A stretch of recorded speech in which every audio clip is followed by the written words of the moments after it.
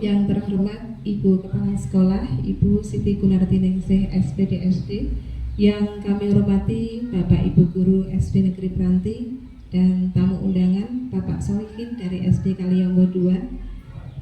Pertama-tama marilah kita panjatkan puji syukur kehadirat Allah Subhanahu wa taala yang telah melimpahkan rahmat dan nikmatnya, khususnya nikmat kesehatan kepada kita semuanya, sehingga pada hari ini kita dapat bersama-sama berkumpul di ruangan ini dalam kegiatan diseminasi budaya positif dalam keadaan sehat walafiat. Shalawat serta salam semoga senantiasa tercurahkan kepada Nabi Agung Muhammad SAW. Beliau adalah manusia yang mulia, suri tauladan bagi kita semuanya, dan tentunya akan selalu kita nantikan syafaatnya di hari akhir nanti. Bapak Ibu Guru yang kami hormati, sebelumnya saya mengucapkan terima kasih banyak kepada Ibu Kepala Sekolah dan juga Bapak Ibu Guru SD Negeri Pranti yang telah meluangkan waktunya di sela-sela kesibukan dan padatnya kegiatan untuk mempersiapkan lomba besok Senin, tapi masih meluangkan waktu untuk bisa hadir dalam kegiatan diseminasi budaya positif pada hari ini. Untuk itu, sekali lagi saya mengucapkan banyak terima kasih atas dukungan dan kerjasama yang luar biasa dari Bapak Ibu di SD Negeri Pranti ini. Baik Bapak Ibu, jadi hari ini saya melakukan tugas atau melaksanakan kegiatan saya di CGP Angkatan 11 pada modul 1.4 tentang budaya positif.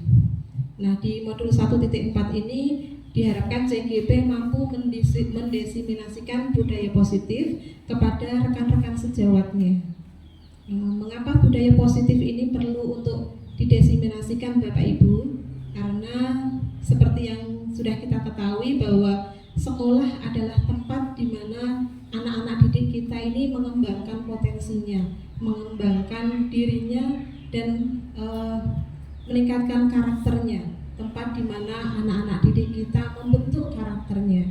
Jadi diharapkan sekolah memiliki lingkungan dengan budaya positif, lingkungan yang aman, yang nyaman bagi anak-anak didik kita, sehingga dalam proses belajar anak-anak didik kita untuk membentuk karakternya, untuk mengembangkan dirinya, mereka bisa melaksanakan dengan nyaman dan bahagia. Nah, di sini ada kata diseminasi Bapak Ibu. Bapak Ibu sudah pernah mendengar kata diseminasi mungkin ya?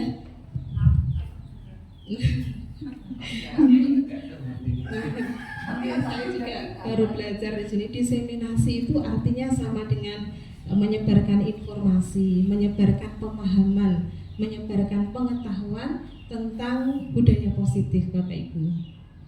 Kalau mendengar kata budaya positif, apa yang terbersit di dalam benak Bapak Ibu ketika mendengar kata budaya positif? Kalau dari Sewu Kuning ketika mendengar budaya positif, apa yang terbersit? Budaya positif adalah kebudayaan atau kebiasaan yang baik yang untuk kita budayakan atau kita laksanakan kalau bisa setiap saat. Itu menurut saya ya. Iya, setuju sekali dengan Ibu Kepala Sekolah ini, bahwa budaya positif itu sesuatu hal kebiasaan atau pembiasaan yang baik yang harus senantiasa kita lakukan untuk menciptakan lingkungan belajar yang aman, nyaman, dan menyenangkan bagi anak-anak didik kita.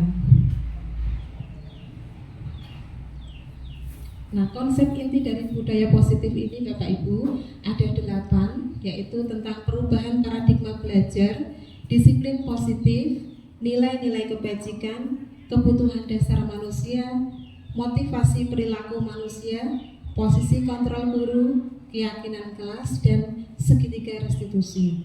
8 poin ini atau konsep inti ini nanti yang akan kita bahas bersama mungkin kurang lebih selama 60 menit ke depan. Jadi waktunya panjang, Bapak Ibu sampai mawon nggih kalih ngadapi ingkang wonten teng ngajeng nggih mboten menapa. kersane mboten blenger, materinya panjang. Baik, kita lanjutkan pada materi yang pertama tentang pembelajaran dengan paradigma baru. Pembelajaran dengan paradigma baru itu merupakan pembelajaran yang dirancang berdasarkan prinsip pembelajaran berdiferensiasi, sehingga peserta didik dapat belajar sesuai dengan kebutuhannya berdasarkan tahap perkembangannya untuk mewujudkan profil pelajar Pancasila. Kalau untuk pembelajaran berdiferensiasi, sepertinya Bapak Ibu sudah familiar sekali, sudah sering mendengar kata pembelajaran berdiferensiasi. Karena di kurikulum Merdeka ini diharapkan setiap pendidik atau guru dapat melaksanakan pembelajaran berdiferensiasi yang disesuaikan dengan kebutuhan peserta didiknya, baik kebutuhan profil dari peserta didik kita, kebutuhan minatnya, maupun kesiapan belajarnya. Nah, harapannya dengan melakukan pembelajaran berdiferensiasi ini nanti akan dapat mewujudkan profil pelajar Pancasila. Nah, ini ada 6 dimensi profil pelajar Pancasila yang mungkin Bapak Ibu sudah sangat hafal sekali karena setiap hari memberikan pembelajaran Pancasila, ada 6 dimensi profil pelajar Pancasila. Apa saja itu Bapak Ibu? Ada beriman dan bertakwa, bernalar kritis, gotong royong, mandiri, berkebinekaan global, dan kreatif.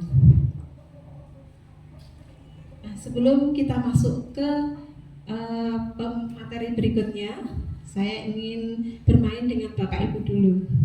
Di sini ada permainan namanya cobalah buka. Saya minta tolong Pak Mumung coba. Kalau Putri biasanya agak malu-malu ya. Pak Mumung di sini ada tokoh A dan tokoh B. Pak Mumung berperan sebagai tokoh A. Tokoh A ini tugasnya adalah coba Pak Mumung kepalkan salah satu tangannya dengan sekuat tenaga. Nah, bayangkan di dalam kepalan tangan Pak Mumung ini ada sesuatu yang sangat berharga yang harus Pak Mumung jaga dengan sekuat-kuatnya, ya, karena ini sangat penting untuk kehidupan Pak Mumung. Nah, ada tokoh B ini Pak Solihin.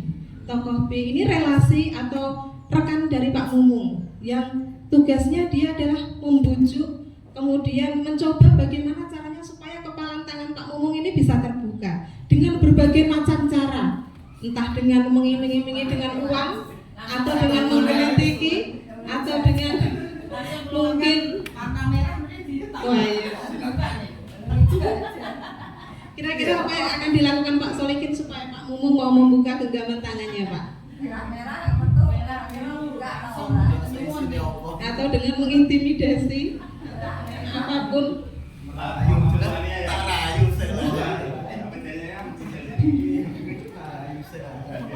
Nah, tadi kan Pak Mumung membayangkan bahwa di dalam genggamannya ada sesuatu yang sangat berharga dan perlu dijaga. Kira-kira dengan segala upaya yang dilakukan Pak Solihin, apakah Pak Mumung mau membuka genggaman tangannya? Tidak bisa. Apa alasannya, Pak? Karena sangat berharga. Berharga, betul ya. Sama, terima kasih Pak Mumung. Itu dari sekarang cobi kula nyuwun tulung Bu Ovi. Bu Ovi karena itu sangat berharga, nanti diambil Pak Solihin. Kemudian kalau Bu Ovi misalnya, Bu Ovi sebagai tokoh A menggenggam salah satu tangannya, dan di dalam genggaman tangan Bu Ovi ini anggap saja sesuatu yang sangat berharga, apa nggih Bu Ovi? Akidah gitu ya. Akidah atau apa, keyakinan gitu. Nah, di situ berat ya Pak. Di situ ada Pak Tres yang berusaha untuk mencoba membuka genggaman tangan Bu Ovi. Kira-kira dengan segala daya dan upaya, apakah Bu Ovi juga berkenan untuk membuka genggaman tangannya? Tentu saja tidak, ya, dengan sangat tegas tidak. Tadi saya berharap Pak Mumung, ya Bu, ketika Pak Solihin akan mengiming-imingi warna merah mau membuka tangannya, ternyata tidak ya. Berarti kuat itunya ya, teguh pendirian ya. Dari kegiatan yang kita lakukan tadi, sebenarnya yang punya kontrol untuk membuka atau menutup genggaman tangan itu siapa Pak, Bapak Ibu? Apakah tokoh A atau tokoh B? Yang punya kontrol. Iya, yang A. Anggap saja A itu adalah diri kita sendiri. Jadi yang punya kontrol untuk mau atau tidak melakukan sesuatu itu ya diri kita sendiri. Nah, itu berkaitan dengan teori kontrol. Ini ada miskonsepsi teori kontrol yang disampaikan oleh Dr. William Glasser. Ada 4 miskonsepsi atau sesuatu yang harus diluruskan dari teori kontrol yang disampaikan oleh Dr. William Glasser. Yang pertama, ilusi guru mengontrol murid. Ini adalah sebuah ilusi atau sesuatu yang perlu diluruskan, bahwa guru bisa mengontrol murid. Memang sebenarnya sepertinya anak-anak itu menuruti apa yang dikatakan oleh Bapak Ibu guru. Tapi pada kenyataannya ketika anak mengikuti apa yang disampaikan atau nasihat-nasihat dari Bapak Ibu guru, itu sebenarnya kontrol ada pada diri murid itu sendiri. Bukan guru yang mengontrol, tapi memang si anak ini mengizinkan dirinya untuk mau dikontrol oleh guru. Jadi kita tidak bisa mengontrol si anak untuk mau melakukan apa yang kita inginkan. Contohnya seperti pada kegiatan tadi atau permainan cobalah buka tadi. Yang punya kendali itu adalah murid itu sendiri. Meskipun kita hanya bisa sebagai guru mengarahkan, kemudian memberikan nasihat-nasihat. Mau atau tidaknya anak itu melakukan apa yang kita sampaikan itu tergantung pada murid, pada diri murid sendiri. Nah, itu adalah ilusi guru mengontrol murid. Yang kedua yang perlu diluruskan adalah bahwa semua penguatan positif, efektif, dan bermanfaat.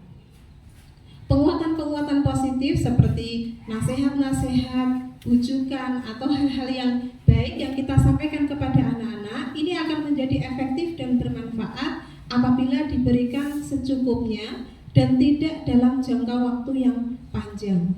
Karena kalau ini diberikan terus-menerus, kita berikan kata-kata atau nasihat-nasihat terus dalam waktu yang sangat panjang, akibatnya si anak ini bisa menjadi ketergantungan, tidak berani mengambil keputusan, tidak bisa atau tidak berani melakukan apa-apa tanpa mendapatkan misalnya nasihat dulu atau tanpa meminta pertimbangan dari orang lain. Nah, jadi ilusi bahwa semua penguatan positif efektif dan bermanfaat. Belum tentu ya, jadi kalau diberikan dalam waktu yang panjang, akibatnya justru akan membuat anak-anak menjadi ketergantungan. Yang ketiga, ilusi bahwa kritik dan membuat orang merasa bersalah itu dapat menguatkan karakter. Ini juga perlu diluruskan bahwa kalau kritik itu bersifat membangun, itu dapat membuat memang bisa menguatkan karakter. Tapi jika kritik itu diberikan membuat anak itu menjadi minder, tidak percaya diri, malah takut untuk melakukan sesuatu, takut salah, takut dikritik, takut ini, nah itu justru tidak menguatkan karakter, malah bisa melemahkan karakter si anak. Yang keempat, ilusi bahwa orang dewasa memiliki hak untuk memaksa. Bapak Ibu, kita sebagai pendidik memang kategorinya sebagai orang dewasa. Anak-anak didik kita adalah anak-anak yang mungkin menurut kita bisa kita atur, bisa kita minta untuk melakukan ini itu, tapi kita tetap sebagai orang dewasa tidak memiliki hak untuk memaksa anak melakukan seperti apa yang kita inginkan. Karena setiap anak ini memiliki kodratnya sendiri, memiliki kontrol diri untuk bisa melakukan hal yang dia mau atau tidak. Kalaupun kita mau mengarahkan mereka ke hal-hal yang baik, kita berikan nasihat, kita arahkan, tapi bukan untuk memaksa melakukan hal yang kita inginkan. Selanjutnya, bagaimana seseorang itu bisa berubah dari paradigma stimulus respon kepada pendekatan teori kontrol. Nah, kalau zaman dulu itu kita menggunakannya teori stimulus respon. Nah, sekarang kita menggunakan paradigma yang baru, yaitu teori kontrol. Menurut Stephen R. Covey mengatakan bahwa bila kita ingin membuat kemajuan perlahan, sedikit-sedikit, maka ubahlah sikap atau perilaku Anda. Namun, jika kita ingin memperbaiki cara-cara utama kita, maka kita perlu mengubah kerangka acuan kita. Ubahlah bagaimana Anda melihat dunia, bagaimana Anda berpikir tentang manusia, dan ubahlah paradigma Anda, skema pemahaman dan penjelasan aspek-aspek tertentu tentang realitas. Nah, ini perbedaan antara teori stimulus respon dan teori kontrol.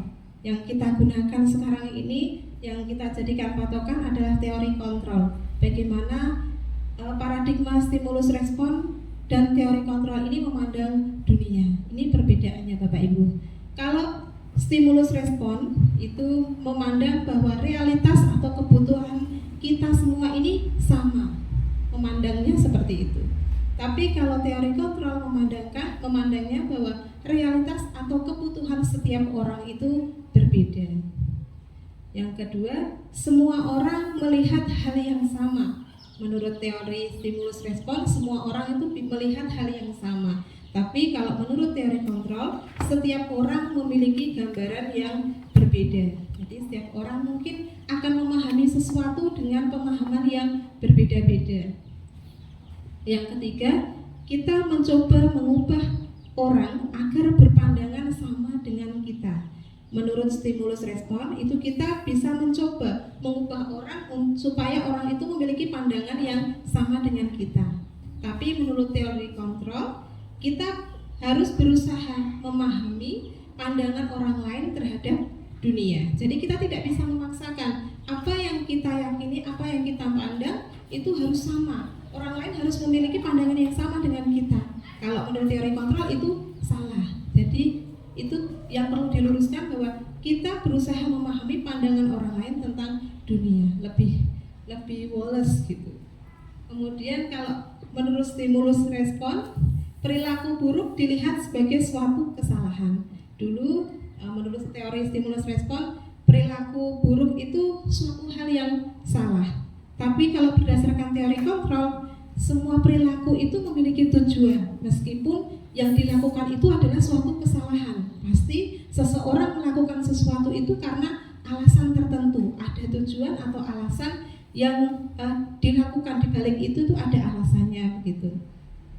Kemudian menurut stimulus respon, orang lain bisa mengontrol saya. Tapi kalau menurut teori kontrol, hanya Anda yang bisa mengontrol diri Anda. Seperti tadi, orang lain tidak bisa mempengaruhi Anda jika Anda tidak mengizinkan orang lain itu untuk mengontrol diri Anda.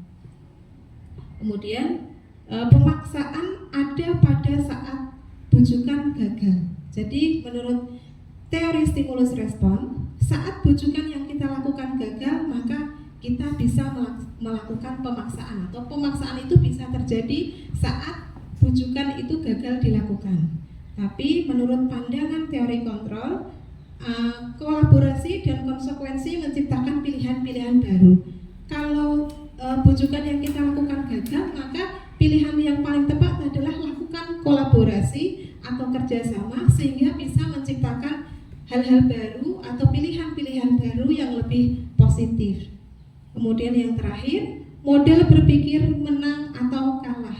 Kalau di dalam stimulus respon masih ada model berpikir menang atau kalah. Tapi kalau teori kontrol, model berpikirnya adalah menang-menang. Jadi yang dilihat adalah sisi positifnya, hal-hal baik atau kekuatan-kekuatan yang ada pada diri. Tidak melihat pada kelemahan, tapi fokusnya pada kekuatan atau potensi diri. Nah, berkaitan dengan kontrol tadi, biasanya kontrol itu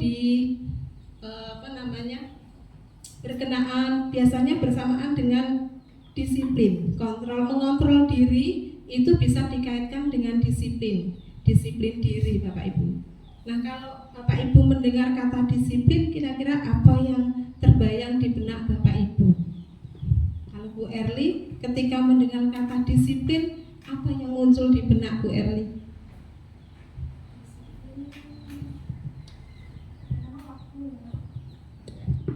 Mengenai waktu, disiplin ya tepat waktu, aturan gitu. Bu Erli setuju. Biasanya disiplin itu kalau biasanya kaitannya dengan tepat waktu, kemudian taat pada aturan, taat pada tata tertib begitu ya. Itu betul. Menurut Ki Hajar Dewantara, di mana ada kemerdekaan, disitulah harus ada disiplin yang kuat. Sungguh pun disiplin itu bersifat self-disiplin, yaitu kita sendiri yang mewajibkan kita dengan sekeras-kerasnya, tetapi itu sama saja. Sebab kalau kita tidak cakap melakukan self-disiplin, maka wajiblah penguasa lain mendisiplinkan diri kita. Dan peraturan demikian itu harus ada di dalam suasana yang merdeka. Jadi di dalam kemerdekaan, di mana ada kemerdekaan, maka di situ ada self-disiplin. Kita yang harus mendisiplinkan diri kita sendiri. Kalaupun kita tidak mendisiplinkan diri, maka akan ada atasan kita yang membuat aturan-aturan sehingga kita bisa berlaku disiplin. Dan itu harus ada di dalam suasana yang merdeka. Artinya seseorang melakukan itu dengan hati yang merdeka, tanpa ada paksaan atau intimidasi dari pihak manapun. Berikutnya materi yang ketiga tentang disiplin positif. Tadi Bu Erli menyampaikan disiplin itu berkaitan dengan tertib pada aturan, tepat waktu. Nah, kalau dari bahasa, secara bahasa Latin, disiplin itu berasal dari kata disiplina. Disiplina artinya belajar. Disiplin ini mengacu pada disiplin diri yang memiliki tanggung jawab terhadap apa yang dilakukannya berdasarkan pada nilai-nilai yang diyakini. Lalu kalau disiplin positif itu merupakan salah satu cara penerapan disiplin yang bertujuan untuk menumbuhkan kesadaran serta memberdayakan peserta didik tanpa imbalan penghargaan atau reward, ancaman ataupun hukuman. Nah, sebagai pendidik, tujuan kita tentunya menciptakan peserta didik yang memiliki disiplin diri sehingga mereka berperilaku mengacu kepada nilai-nilai kebajikan universal dan memiliki motivasi intrinsik dalam perubahan perilaku ke arah yang lebih baik. Jadi harapannya ketika anak-anak melakukan sesuatu itu bukan karena takut akan hukuman atau karena paksaan, tapi memang dari kesadaran dalam dirinya untuk dia bisa melakukan hal itu karena dia meyakini ada nilai-nilai kebajikan yang dia lakukan untuk membuat dirinya menjadi lebih baik. Nah, ini adalah nilai-nilai kebajikan yang bisa kita terapkan kepada anak-anak. Ada profil pelajar Pancasila dengan dimensi nilai tadi: beriman dan bertakwa, berakhlak mulia, berkebinekaan global, gotong royong, mandiri, kreatif, dan bernalar kritis.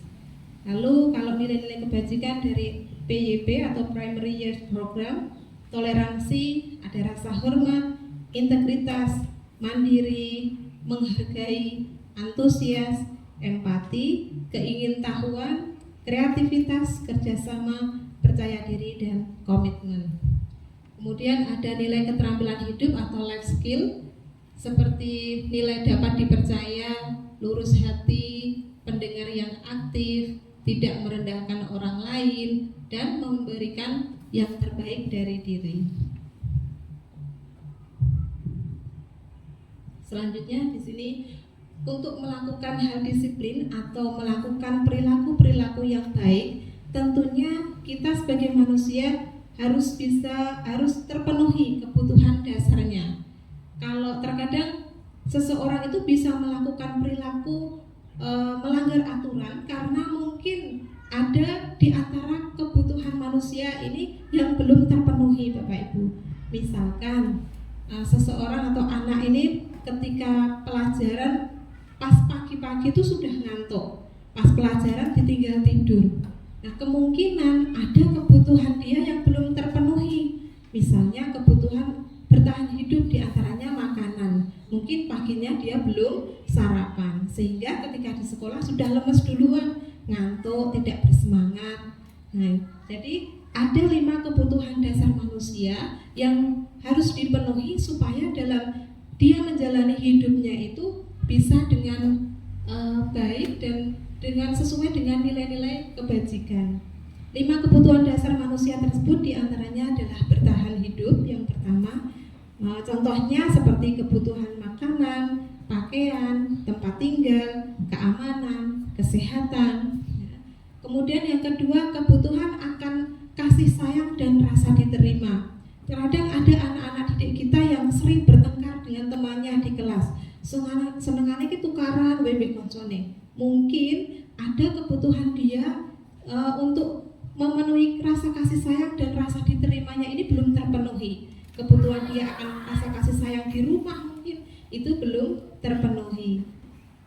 Lalu ada kebutuhan dasar manusia tentang penguasaan. Contohnya seperti harga diri, keinginan untuk dianggap, kemudian sebagai pemimpin berprestasi, keinginan untuk diakui dan didengar. Ini adalah contoh kebutuhan dasar manusia dalam penguasaan.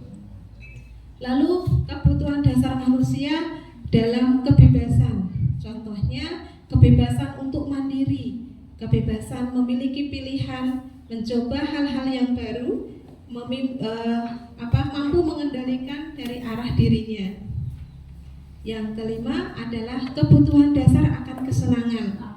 Contohnya seperti bermain, humor, antusiasme, dan tertawa. Nah, ini adalah 5 kebutuhan dasar manusia yang jika dipenuhi tentunya akan berpengaruh terhadap perilaku seseorang.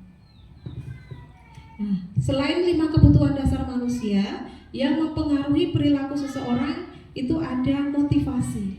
Di sini ada teori motivasi dari Diana Gosen yang menyatakan bahwa ada 3 motivasi perilaku manusia.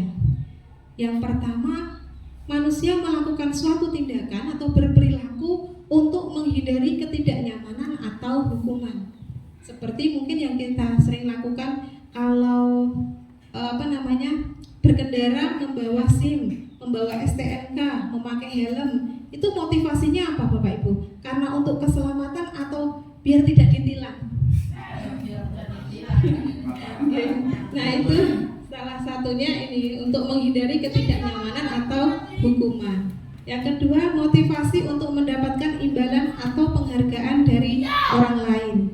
Terkadang seseorang melakukan sesuatu itu dengan harapan untuk mendapatkan imbalan atau penghargaan dari orang lain. Seperti kalau kita misalnya mengikuti webinar, itu kan harapannya supaya mendapatkan sertifikat. Nah, untuk mendapatkan penghargaan dari orang lain atau mendapatkan imbalan. Yang ketiga, nah ini harapannya, seseorang ketika melakukan sesuatu itu untuk menjadi orang yang mereka inginkan dan menghargai diri sendiri dengan nilai-nilai yang mereka percaya. Nah, harapan kita kepada anak-anak didik kita adalah supaya apa yang mereka lakukan atau hal-hal positif yang mereka lakukan itu motivasinya adalah untuk menjadi orang yang seperti yang mereka inginkan dan menghargai diri mereka dengan nilai-nilai yang mereka percaya, dengan hal yang baik, bukan karena mereka takut dihukum atau karena mereka ingin mendapatkan penghargaan dari gurunya.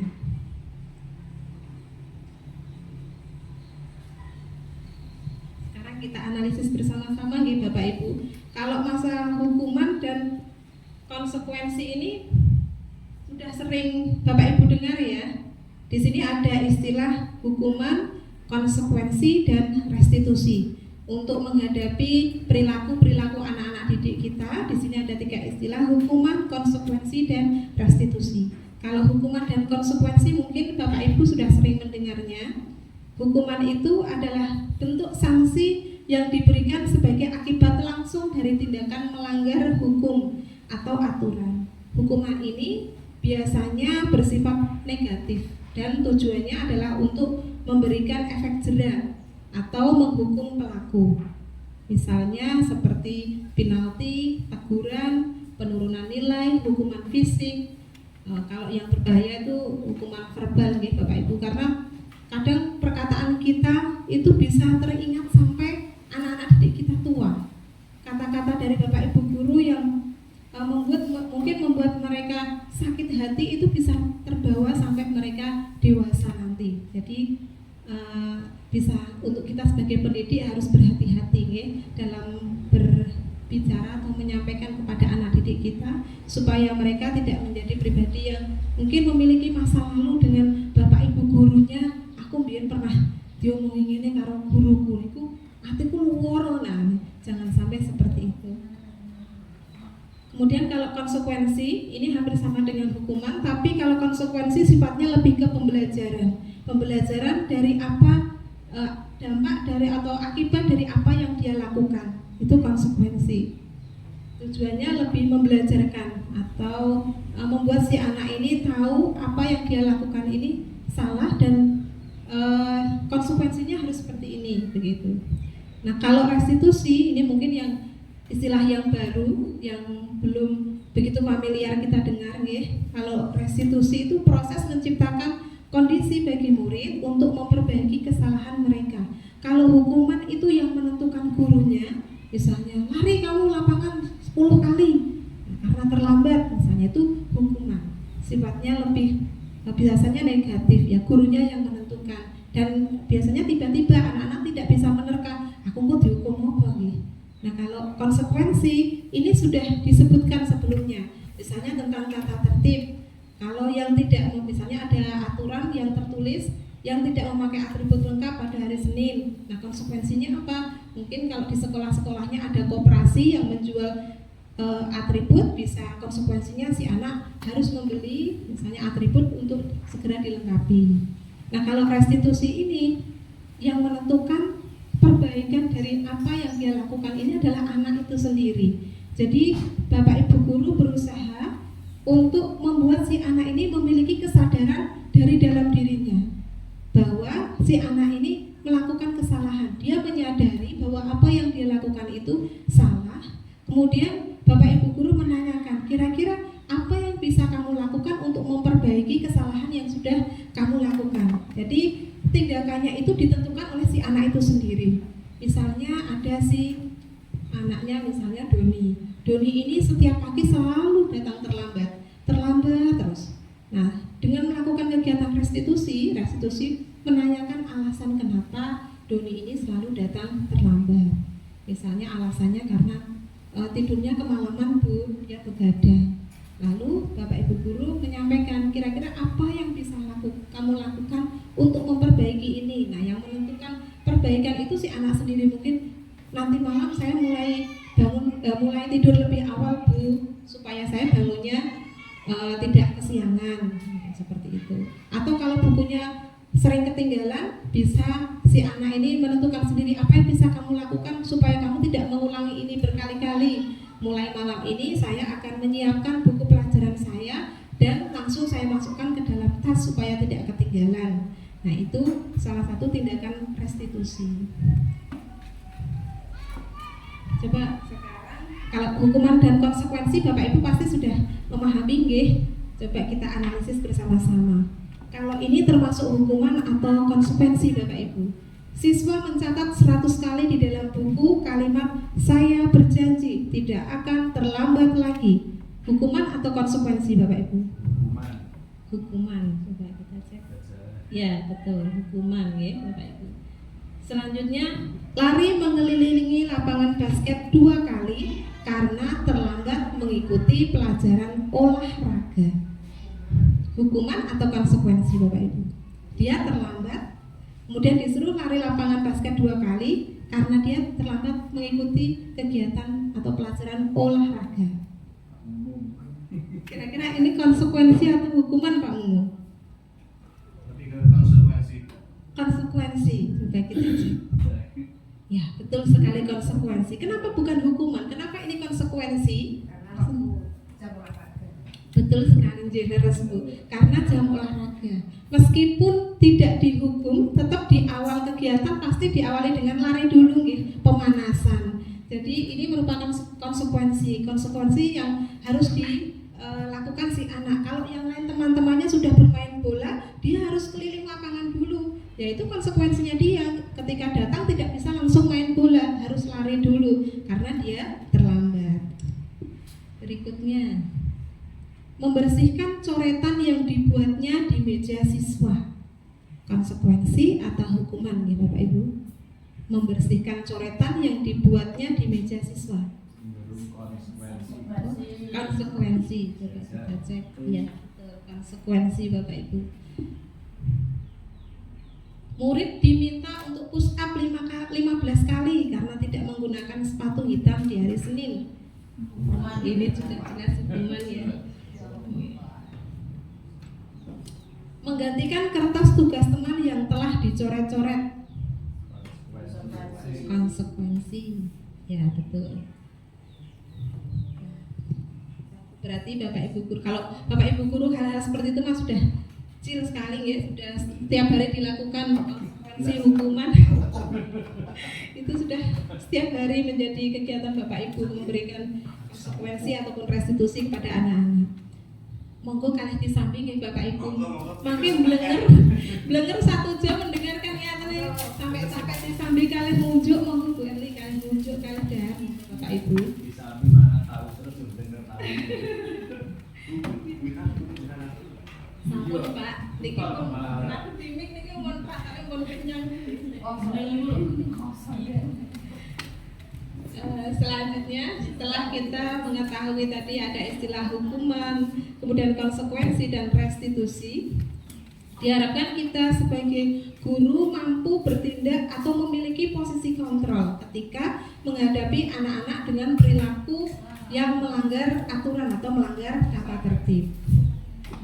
Ada 5 posisi kontrol bagi guru untuk menghadapi perilaku siswa-siswi kita mungkin yang melakukan tindakan melanggar aturan Bapak Ibu. 5 posisi kontrol tersebut diantaranya adalah sebagai penghukum, pembuat merasa bersalah, sebagai teman, pemantau, dan manajer. Kalau yang pertama posisi guru sebagai penghukum, itu contohnya seperti tadi nggih, meminta anak untuk misalnya push up 15 kali atau tulis 100 kali, saya berjanji tidak akan terlambat lagi. Itu posisi guru sebagai penghukum.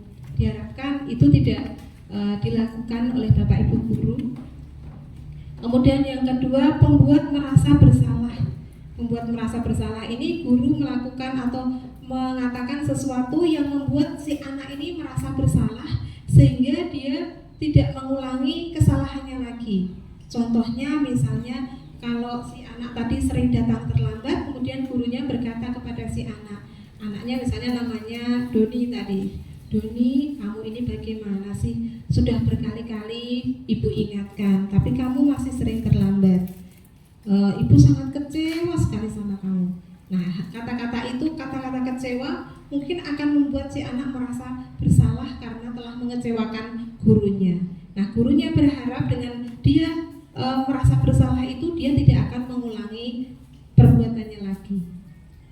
Kemudian yang ketiga, berposisi kontrol sebagai teman.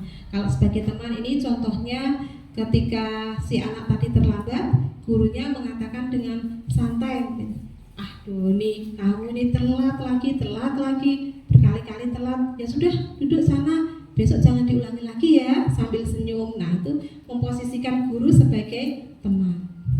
Kemudian yang keempat sebagai pemantau. Kalau pemantau ini sudah lebih baik. Jadi guru menanyakan konsekuensi kepada si anak. Misalnya, Doni, kamu hari ini terlambat.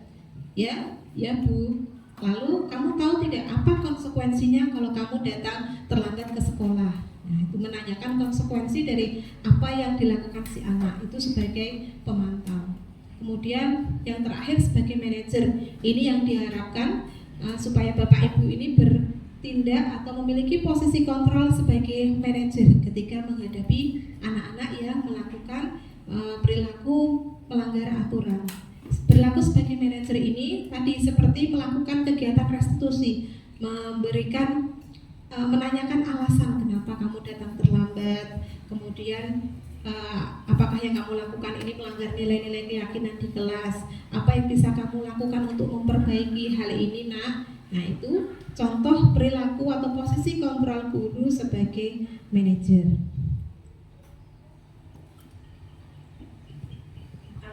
Kalau tadi kita menganalisis tindakan ini termasuk hukuman atau konsekuensi, sekarang coba kita analisis bersama-sama nih Bapak Ibu. Ini termasuk posisi kontrol yang mana? Terlambat lagi kamu, sana lari lapangan 2 kali. sebagai penghukum atau pembuat merasa bersalah, atau sebagai teman, pemantau, atau manajer Bapak Ibu? Sebagai penghukum. Terus yang kedua, Adi, ayolah, bagaimana sih kamu? Kemarin kamu sudah janji ke Bapak bukan? Kenapa terlambat lagi? Sambil tertawa. Ya sudah, nggak apa-apa, duduk dulu sana. Nanti Pak Guru bantu kamu ini. Nah ini sebagai apa Bapak Ibu? Sambil senyum-senyum. Iya, sebagai teman. Ya. Yang ketiga, Adi, kamu ini bagaimana sih? Kamu sudah berjanji dengan Ibu untuk tidak akan terlambat lagi. Ibu benar-benar kecewa sekali sama kamu. Kalau ini apa Bapak Ibu? Iya, membuat merasa bersalah. Yang terakhir, ini sangat panjang karena tindakannya banyak. Adi, tahukah kamu jam berapa kita mulai? Adinya menjawab, tahu Pak. Kamu terlambat 15 menit. Apa kamu sudah mengerti konsekuensi yang harus dilakukan bila terlambat? Lalu si Adi menjawab, paham Pak. Saya harus tinggal di kelas pada jam istirahat nanti dan mengerjakan tugas ketertinggalan saya. Lalu gurunya mengatakan, ya benar, nanti pada saat jam istirahat kamu harus tinggal kelas untuk menyelesaikan tugas yang tertinggal tadi. Saya tunggu ya. Nah itu posisi Bapak Ibu guru sebagai apa? Bapak Ibu? Kalau tidak memantau ya manajer. Sebagai? Kalau menanyakan konsekuensi tadi apa? Kalau menanyakan konsekuensi tadi apa Bapak Ibu? Sebagai pemantau. Nah ini yang terakhir. Di, apakah kamu mengetahui jam berapa sekolah dimulai? Ini hampir kayak tadi. Tahu Pak, jam 7. Ya, jadi kamu terlambat. Kira-kira bagaimana kamu akan memperbaiki masalah ini? Nah, jadi menanyakan kepada si anak apa yang akan kamu lakukan untuk memperbaiki ini. Nah, dia mengatakan, saya bisa menanyakan kepada teman saya untuk mengejar tugas yang tertinggal Pak, karena tadi dia terlambat datangnya, jadi ketinggalan pelajaran. Jadi yang bisa dilakukan adalah menanyakan kepada teman tentang tugas yang sudah tertinggal tadi. Baik, itu bisa dilakukan. Apa besok akan ada masalah untuk kamu biar bisa hadir tepat waktu ke sekolah? Dia mengatakan, tidak Pak, saya bisa hadir tepat waktu. Baik, saya hargai usahamu untuk memperbaiki diri. Kalau ini tentunya sebagai apa Bapak Ibu? Sebagai manajer ya. Selanjutnya ini materi yang ke-7. Sudah tinggal 2 lagi Bapak Ibu.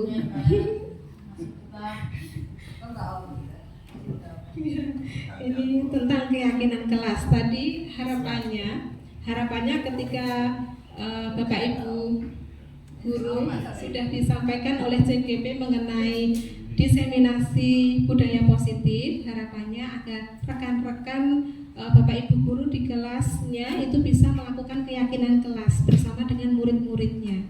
Jadi harapannya setelah Bapak Ibu guru mengetahui tentang budaya positif, ini nanti Bapak Ibu guru bisa menerapkan di kelasnya masing-masing dengan membuat keyakinan kelas bersama muridnya. Jadi membuat kesepakatan kira-kira nilai-nilai apa yang harus dipatuhi, yang harus ada di dalam kelas, yang nantinya akan membuat siswa ini menjadi bertanggung jawab dan memiliki motivasi intrinsik di dalam dirinya untuk dia melakukan tindakan-tindakan itu sesuai nilai-nilai yang sudah disepakati atau diyakini bersama di kelasnya.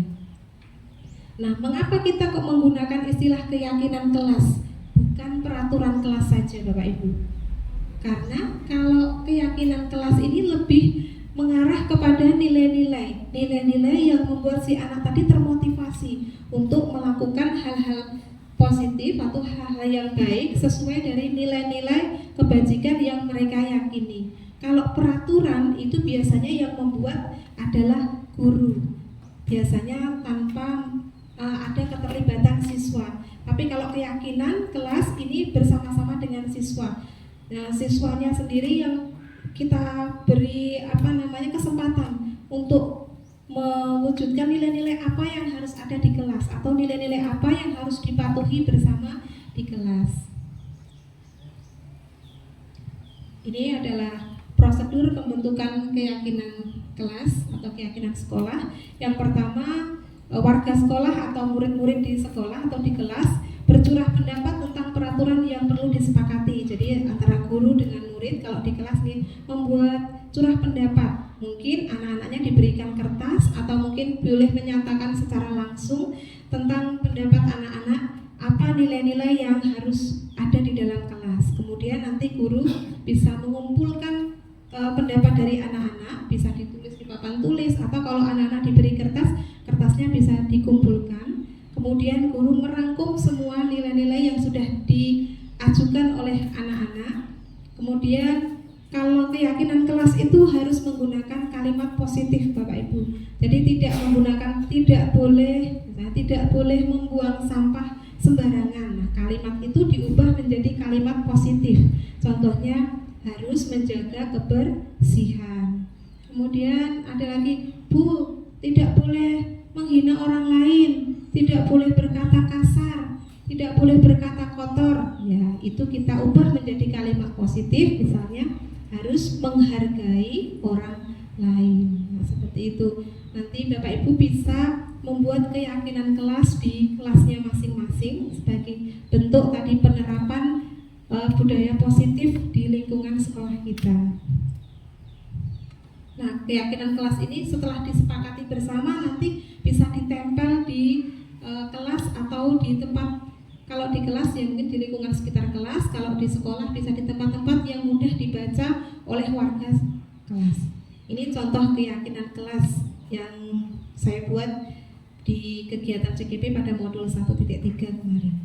Ini ada menghormati guru, kemudian tidak berkata kotor. Ini harus diubah ya, harus diubah kalimatnya. Ini dari kata anak-anak kemudian kita ubah. Tidak berkata kotor menjadi menghormati orang lain, bersikap sopan santun, saling menyayangi, saling menolong, fokus dalam belajar. Nah, itu sesuai dengan anak-anak yang dibuat anak-anak apa, kesepakatannya apa gitu.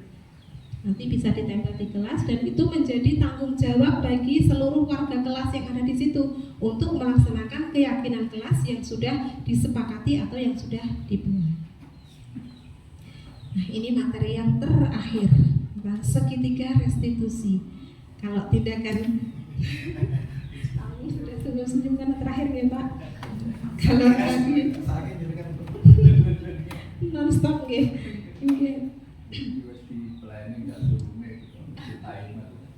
Kalau tadi berkaitan dengan restitusi, ini di dalam melaksanakan kegiatan restitusi ini ada 3 langkah yang perlu dilakukan.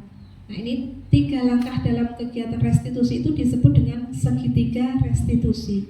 Langkah-langkah itu yang pertama menstabilkan identitas, yang kedua validasi tindakan yang salah, dan yang ketiga menanyakan keyakinan.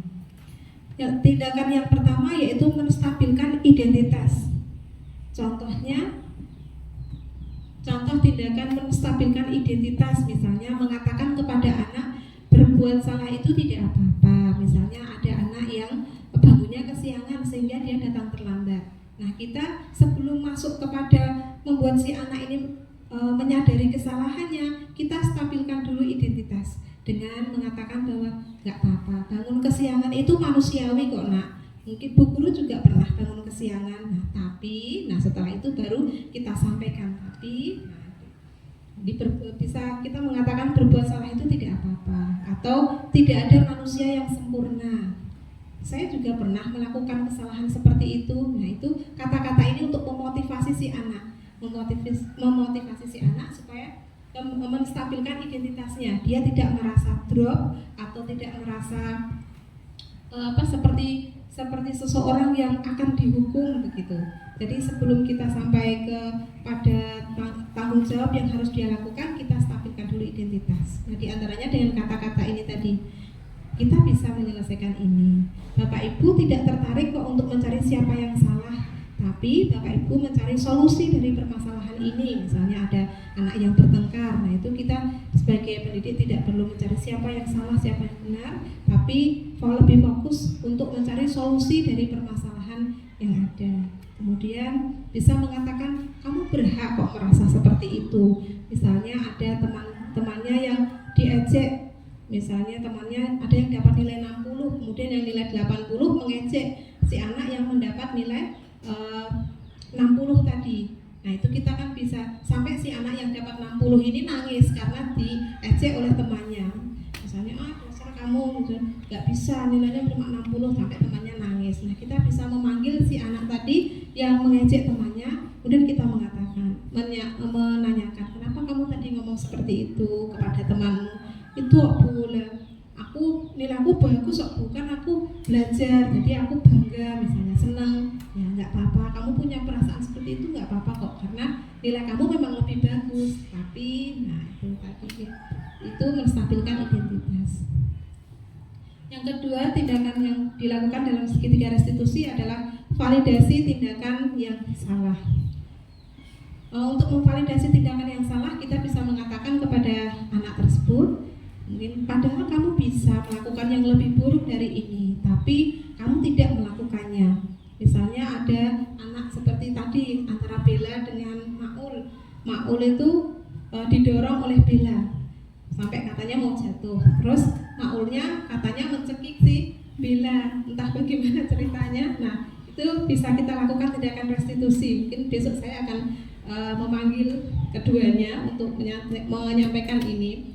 Nah mungkin kalau Maul tidak melakukan itu, mungkin kamu bisa melakukan yang lebih dari itu, mungkin memukul atau bagaimana, tapi kamu tidak melakukannya. Nah itu sudah bagus, berarti kamu bisa menahan emosimu. Tapi dengan kamu melakukan mencekik temanmu tadi Bella itu, nah justru itu bisa membuat teman kamu kalau celaka gimana, kalau ini gimana. Nah itu nanti kita bisa lanjutkan dengan kalimat-kalimat berikutnya. Itu validasi tindakan yang salah. Atau kalimat yang kedua, kamu pasti punya alasan kenapa kamu melakukan hal itu. Misalnya kalau terlambat terus atau sering tidak mengerjakan PR, kita bisa menanyakan, kamu pasti punya alasan kan kenapa kamu sering tidak mengerjakan PR, dan seterusnya. Yang ketiga, menanyakan keyakinan. Setelah tadi kita memvalidasi tindakan yang salah, kemudian selanjutnya menanyakan keyakinan. Apakah yang dilakukan itu melanggar keyakinan kelas yang sudah disepakati? Nah, nanti anak-anak akan menjawab iya Bu. Nah, dengan itu kemudian kita sampaikan, lalu apa yang bisa kamu lakukan untuk memperbaiki apa yang salah dari tindakan kamu? Nah, nanti si anak ini yang mencari sendiri solusinya, apa yang bisa dilakukan untuk memperbaiki itu. Itu adalah ketiga tindakan dalam segitiga restitusi. Tadi yang pertama Bapak Ibu, menstabilkan identitas. Yang kedua, validasi tindakan yang salah. Dan yang ketiga, menanyakan keyakinan. Ini adalah contoh penerapan segitiga restitusi kanggo ndawakno waktu.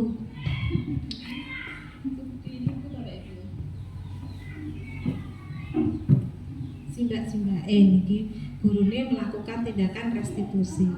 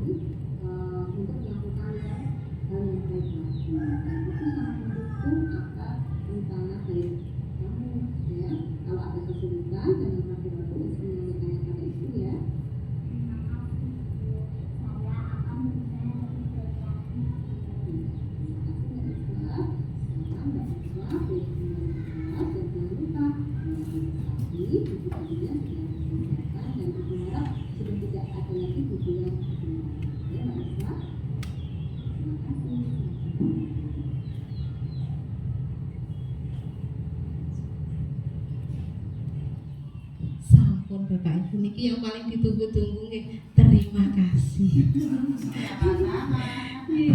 Nggih, terima kasih matur nuwun sangat Bapak Ibu. Sudah meluangkan waktunya sampai 1 jam penuh, mungkin sudah sampai sangat lelah dan mendengarkan ceramah dari tadi ya 1 jam niku.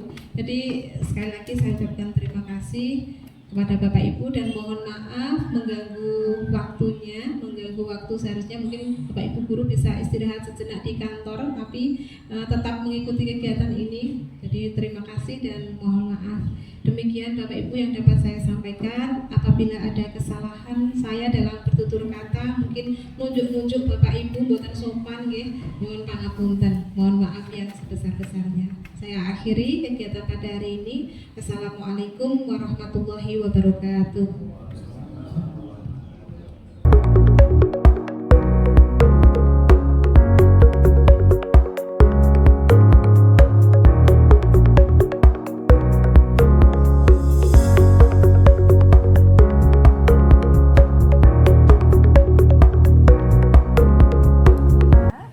Bella tahu tidak kenapa hari ini Ibu panggil ke ruangan? Tidak, Bu. Tidak. Baik, begini ya nak. Tadi Ibu mendapat laporan dari teman-teman, katanya Bella tadi tidak membantu membersihkan kelas saat piket ya? Iya, Bu. Bisakah Bella menceritakan apa yang terjadi? Iya, Bu. Saya memang tidak membantu tiket kelas. Oh begitu. Tapi Bella pasti punya alasan kan kenapa Bella melakukan hal itu? Iya, Bu. Saya bosan. Saya tidak suka tiket kelas. Saya lebih suka beli jajan saat istirahat. Oh baik. Ibu mengerti nak kenapa mungkin Bella bosan atau Bella ingin beli jajan. Tapi Bella tahu tidak bagaimana perasaan teman-teman Bella saat mereka harus membersihkan kelas sendiri dan Bella malah membeli jajan. Mereka pasti kesal dan capek. Iya betul, mereka pasti akan merasa capek karena kalau Bella tidak membantu, pekerjaan mereka akan menjadi lebih berat. Lalu menurut Bella, apa yang Bella lakukan ini melanggar keyakinan kelas kita atau tidak? Iya, Bu. Iya, melanggar keyakinan kelas kita yang mana nak? Menghormati orang lain. Iya betul sekali. Ibu senang karena Bella menyadari bahwa apa yang Bella lakukan ini melanggar keyakinan kelas kita, yaitu menghormati orang lain. Betul. Lalu kira-kira apa yang akan Bella lakukan untuk memperbaiki hal ini sehingga kelas kita tetap bersih dan teman-teman bisa tetap bekerja sama dengan Bella? Saya akan minta maaf, Bu, dan saya berjanji akan beli jajan setelah tiket kelas. Terima kasih Bella. Ibu percaya Bella akan bisa melakukan ini dengan baik. Dan kalau Bella merasa bosan, Bella harus ingat bahwa membantu teman itu adalah bagian dari menjaga kebersihan dan kenyamanan kelas kita. Gitu ya Bella? Iya, Bu. Baik, terima kasih Bella. Sekarang Bella boleh kembali ke kelas dan melanjutkan pelajaran yang tadi. Terima kasih.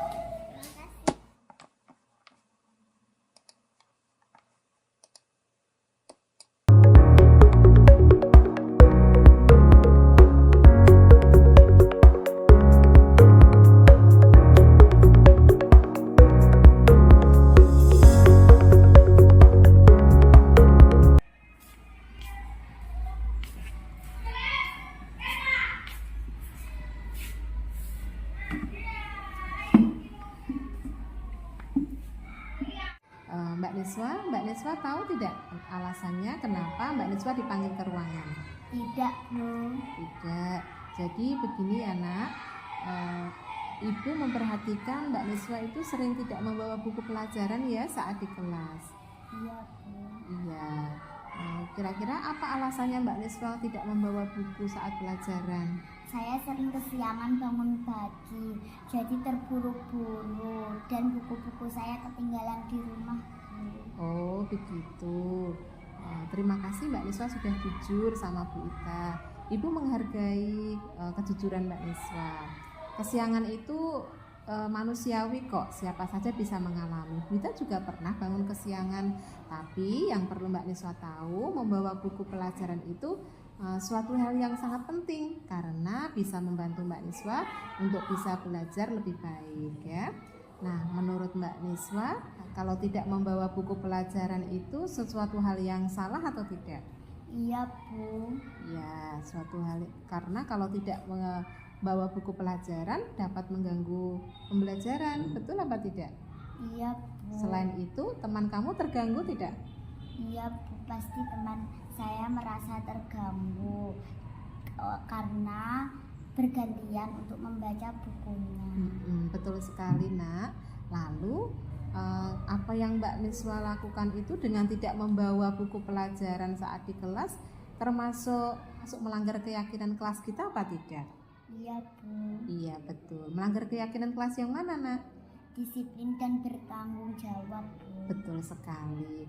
Kalau kamu tidak membawa buku pada saat pelajaran itu termasuk melanggar keyakinan kelas kita, yaitu bertanggung jawab dan disiplin. Ya, Ibu sangat bangga karena Mbak Niswa menyadari itu, bahwa apa yang dilakukan itu adalah perbuatan yang salah dan melanggar keyakinan kelas kita. Lalu kira-kira apa yang akan Mbak Niswa lakukan untuk memperbaiki ini agar ini tidak terus berlanjut?